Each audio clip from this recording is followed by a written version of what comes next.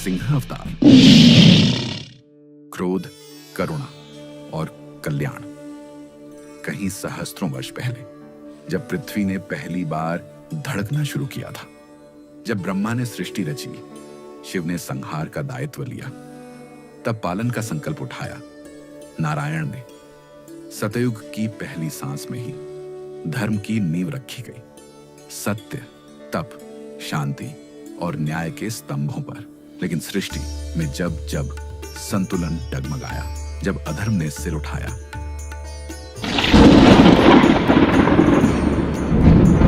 और तब विष्णु ने लिया अवतार।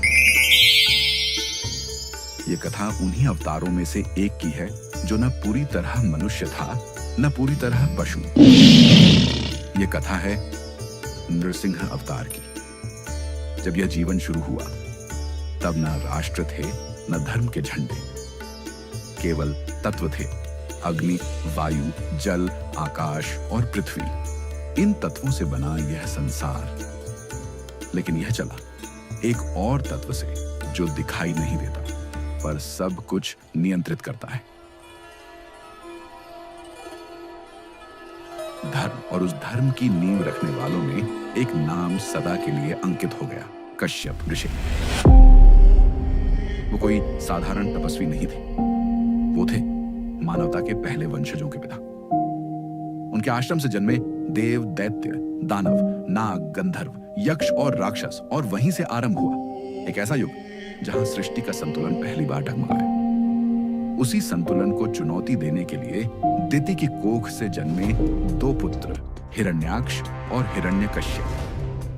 और यहीं से शुरू हुआ हमारे इतिहास का सबसे पहला और सबसे बड़ा संघर्ष, धर्म और अधर्म के बीच, संकल्प और अहंकार के बीच, और रचना और विनाश के बीच।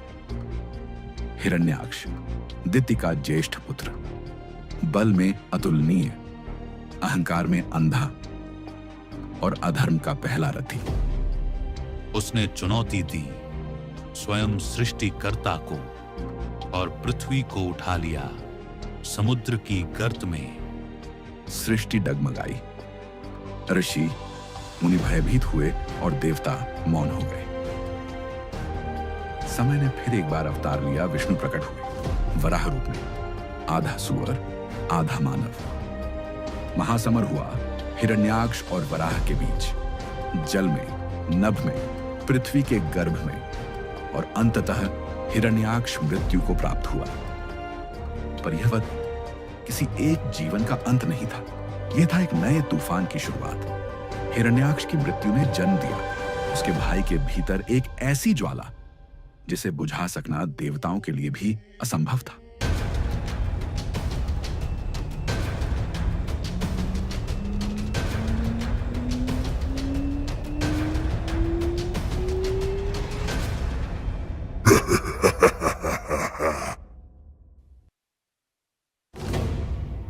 जिसने मेरे भाई को मारा, मैं उसी को मिटा दूंगा। और सिर्फ विष्णु ही क्यों, जो उनकी पूजा करे, जो उन्हें ईश्वर माने, उन्हें भी वह मिटा देना चाहता था। वह ईश्वर नहीं बनना चाहता था, वह ईश्वर से ऊपर होना चाहता था। और इसके लिए उसने उठाया एक मार्ग, तप का, साधना का। लेकिन भीतर क्रोध, द्वेष और नियंत्रण की ज्वाला थी। हिरण्यकश्यप जानता था अगर उसे विष्णु को हराना है तो सबसे पहले मृत्यु को हराना होगा। और तब उसने शुरू किया एक भीषण तप। जलती गर्मी, हिम की ठंड, तेज हवाएं, भूख और नींद सबको भुलाकर वो एक ही मंत्र में विलीन हो गया। ओम ब्रह्मदेवाय नमः। ओम ब्रह्मदेवाय नमः। वर्षों बीते, युग बीते, यहां तक कि देवताओं का सिंहासन डोलने लगा और अंततः ब्रह्मा प्रकट हुए। हिरण्यकश्यप ने मांगा मृत्यु से मुक्ति, लेकिन ब्रह्मा बोले, मृत्यु से कोई नहीं बच सकता। तब हिरण्यकश्यप ने चतुराई से मांगा एक वरदान, न मैं दिन में मरूं, न रात में, न घर में, न बाहर, न किसी जीव द्वारा, न किसी देव द्वारा, न किसी अस्त्र से, न किसी शस्त्र से, न धरती पर, न आकाश में। ब्रह्मा ने नियमों से बंधे हुए वरदान दे दिया और उसी क्षण हिरण्यकश्यप बदल गया। अब वो केवल राक्षस नहीं था, अब वो स्वयं को ब्रह्मांड का भगवान मान बैठा। उसने घोषणा की, अब केवल मेरी पूजा होगी, विष्णु की आराधना इस धरती पर वर्जित है। और यहीं से शुरू हुई एक अंधकारमय सत्ता की स्थापना, जहां धर्म को कुचला गया और अहंकार को सिंहासन पर बैठा दिया गया। हिरण्यकश्यप का राज्य अब तीनों लोकों तक फैल चुका था। देवता पराजित थे, यज्ञ रुके हुए थे और धर्म भय से कांपता हुआ एक कोने में सिसक रहा था। उसी समय हिरण्यकश्यप युद्ध पर निकला था और उसकी पत्नी रानी कायाधु महल में अकेली थी। उनके गर्भ में था हिरण्यकश्यप का वंश। देवताओं को भय था, क्या यह संतान भी उतनी ही विनाशकारी होगी? और तब इंद्र आए और उन्होंने कायाधु का हरण कर लिया। उद्देश्य था गर्भस्थ शिशु को समाप्त करना, जिससे आगे चलकर कोई नया संकट न उठे। लेकिन तभी देवताओं को रोकने आए नारद मुनि। उनकी दृष्टि में कोई भी गर्भ अशुद्ध या शत्रु नहीं होता, वह केवल संभावना होता है। नारद ने इंद्र से कहा, यह केवल एक स्त्री नहीं, यह एक मां है और यह शिशु कोई शत्रु नहीं, बल्कि भावी युग का संत हो सकता है।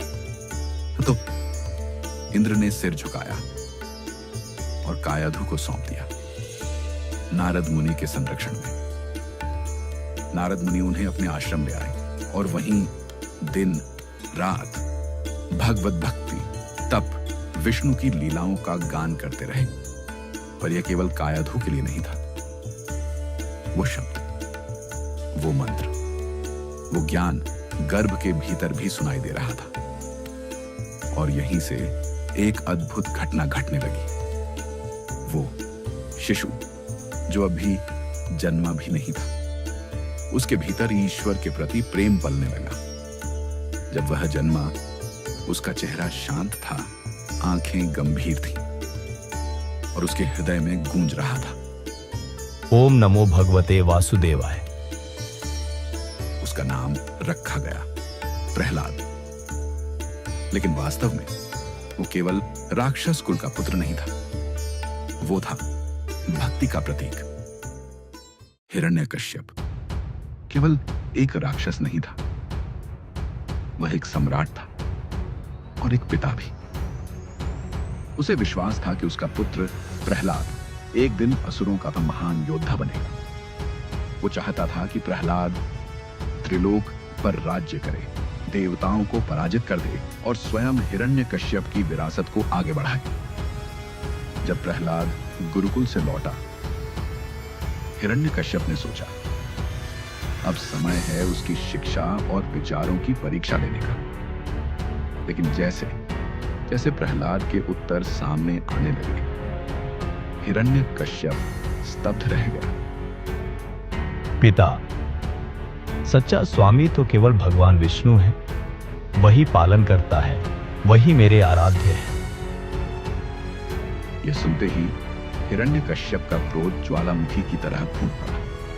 उसने गुस्से में तुरंत आदेश दिया, इसे दोबारा गुरुकुल भेजो, इसे असुर विद्या सिखाओ, देवताओं की नहीं, राक्षसों की भाषा में सोचने की शिक्षा दो। प्रहलाद दोबारा भेजा गया गुरु शुक्राचार्य के पुत्रों के अधीन, जहां उसे सिखाया गया कि ईश्वर कोई नहीं, सिर्फ बल ही सत्य है। लेकिन वह शिक्षा प्रहलाद के भीतर प्रवेश ही न कर सकी। हर रात, हर प्रार्थना में, हर श्वास में केवल एक मंत्र था, ओम नमो भगवते वासुदेवाय। अब हिरण्यकश्यप ने खुद उसे मनाने की कोशिश की, पुचकारा, डांटा, डर आया।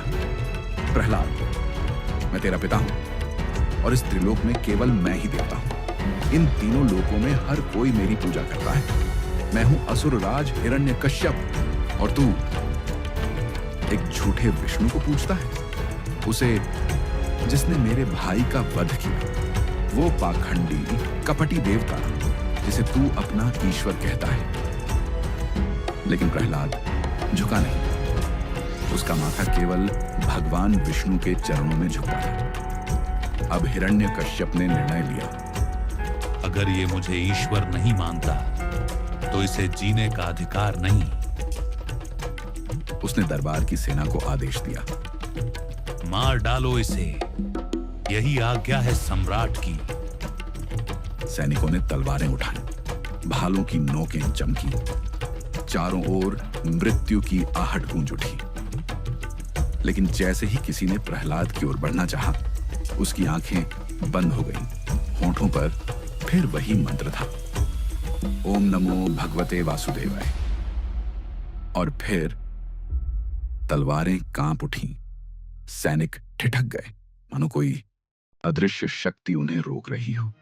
प्रहलाद को कोई छू भी न सका, क्योंकि अब केवल एक नहीं, अदृश्य रूप में स्वयं भगवान उस बालक की रक्षा कर रहे थे। लेकिन हर बार ईश्वर ने जवाब दिया, अपने चमत्कार से। अमावस्या की घनी रात थी। अंधकार जैसे हर कोने में डर बनकर छिपा था। एक सुनसान कक्ष में प्रहलाद के सामने रखा गया एक कटोरा। उसमें था धीमा जहर, वही जहर जो शरीर को अंदर से जला देता है। पर प्रहलाद भयभीत नहीं हुआ। उसने कटोरा उठाया, आंखें बंद की और हृदय से निकला एक ही मंत्र, ओम नमो भगवते वासुदेवाय। क्षण भर में जिसमें मृत्यु बसी थी वही अमृत बन गया, जैसे भगवान ने स्वयं उस विष में प्रवेश कर लिया हो। अगले दिन राजमहल के युद्ध क्षेत्र में खड़ा था एक नन्हा बालक। सामने थे विकराल हाथी। हिरण्यकश्यप ने आदेश दिया, कुचल दो इसे।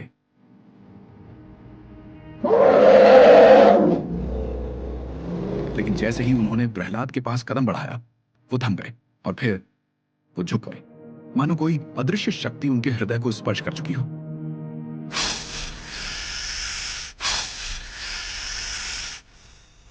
अब उसे फेंका गया एक अंधेरे भयावह गड्ढे में, जहां सैकड़ों नाग फुफकारते हुए अपनी फन फैलाए बैठे थे।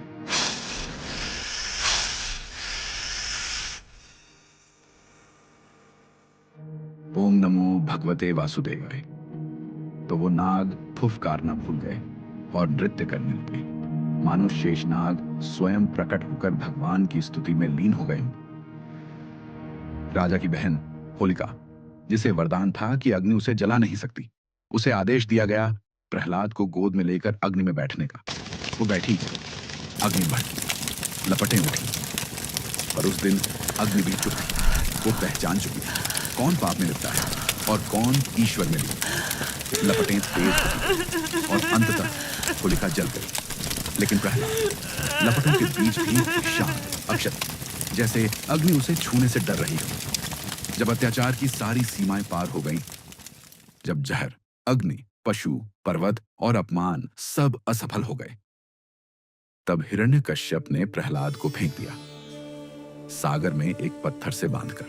सोचा गया इस बार कोई चमत्कार नहीं होगा, लेकिन समुद्र भी जानता था यह कोई साधारण बालक नहीं है। उसके प्राणों की रक्षा की वरुण देव ने, और वहां एक मौन वार्तालाप हुआ।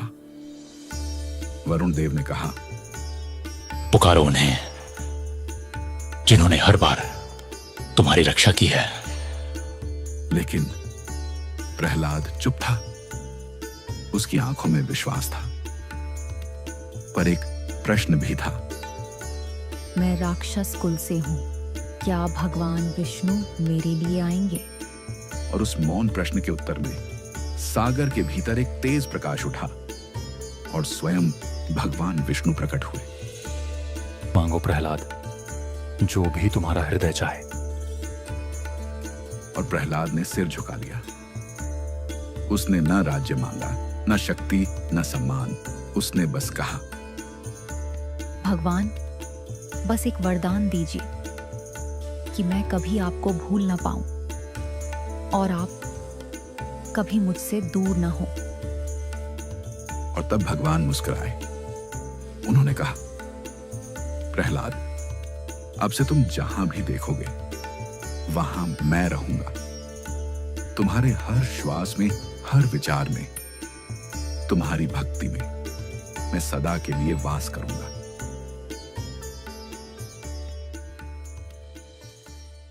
भक्ति और अभिमान के इस टकराव ने अंततः उस क्षण को जन्म दिया जिसे धर्म के इतिहास में सबसे निर्णायक पल माना जाता है। हिरण्यकश्यप ने प्रहलाद को राज दरबार के बीचों बीच बुलवाया। हिरण्यकश्यप ने प्रहलाद की ओर देखा। उसकी आंखों में क्रोध था और स्वर में आग। उसने कहा, कहां है तेरा विष्णु? क्या आज वो तुझे बचाने आएगा? दरबार में सन्नाटा था। सबकी निगाहें उस छोटे बालक पर थीं जिसकी हथेलियां जुड़ी थीं और हृदय शांत था। प्रहलाद ने देखा, फिर बहुत शांत स्वर में कहा, वो हर जगह है, हर जीव में, हर जड़ में, हर प्राणी, हर वस्तु, हर कण में। जहां जहां चेतना है वहां वहां वो स्वयं है। हिरण्यकश्यप मुस्कुराया। उस हंसी में विश्वास नहीं, केवल उपहास था। उसने कहा, तो क्या वो इस दरबार में भी है? प्रहलाद बोला, हाँ, इस दरबार में भी। तो क्या इस खंभे में भी है? प्रहलाद ने बिना हिचके कहा। हाँ, इस खंभे में भी। यह सुनते ही हिरण्यकश्यप ने अपनी गदा उठाई और उस स्तंभ पर पूरी शक्ति से प्रहार किया।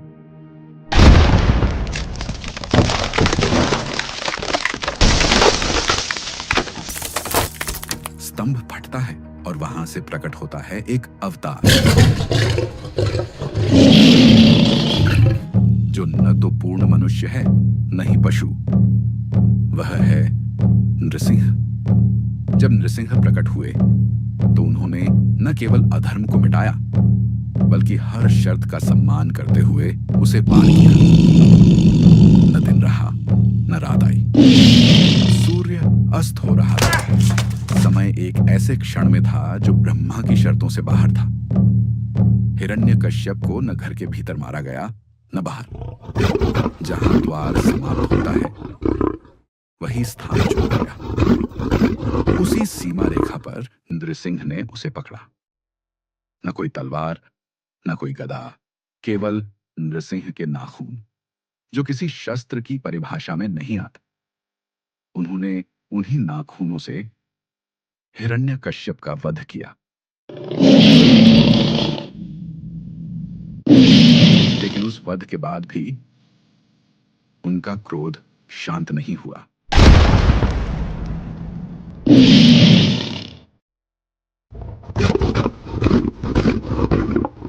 नृसिंह सिंहासन से उठे और उन्होंने दरबार की दीवारें चीरनी शुरू कर दी। उनके नाखूनों की हर गर्जना से पूरा ब्रह्मांड कांप उठा। देवता भी भयभीत होकर पीछे हट गए। यहां तक कि ब्रह्मा, शिव और इंद्र कोई भी उनके सामने आने का साहस नहीं कर पा रहा था। यही वह क्षण था जब सबको याद आया, नृसिंह अवतार केवल विनाशक नहीं है, वे भक्त, वत्सल भी हैं। और उनके सामने खड़ा करने के लिए एक ही नाम योग्य था, प्रहलाद। प्रहलाद निडर होकर आगे बढ़ा। उसके हाथ जुड़े थे, आंखों में आंसू थे और होठों पर केवल नृसिंह स्तुति थी। वह बोला, प्रभु, यह क्रोध मेरे पिता के अधर्म के लिए था, लेकिन अब कृपया शांत हो जाइए। आप ही मेरे रक्षक। नृसिंह ने उसे देखा। उनकी अग्नि जैसी आंखों में एक पल को कोमलता आ गई। वह प्रहलाद के पास आए और जैसे एक शेरनी अपने शावक को चाटती है, वैसे ही नृसिंह ने उसके सिर को स्पर्श किया। प्रहलाद, तेरा वंश सदा धर्म के मार्ग पर रहेगा और तेरी भक्ति युगों तक अमर रहेगी। फिर धीरे धीरे नृसिंह का क्रोध शांत हो गया और इतिहास ने यह याद रखा कि एक बालक की भक्ति अधर्म के सबसे विशाल साम्राज्य को भी गिरा सकती है। अगर प्रहलाद की भक्ति, नृसिंह का तेज और धर्म की यह विजय आपको भाव विभोर कर गई हो तो इस वीडियो को लाइक करें, अपने दोस्तों और परिवार के साथ शेयर करें और कमेंट में जरूर बताइए आपको इस पूरी यात्रा का कौन सा भाग सबसे शक्तिशाली लगा। ऐसी ही और दिव्य, ऐतिहासिक और आध्यात्मिक कथाओं के लिए चैनल को सब्सक्राइब करें।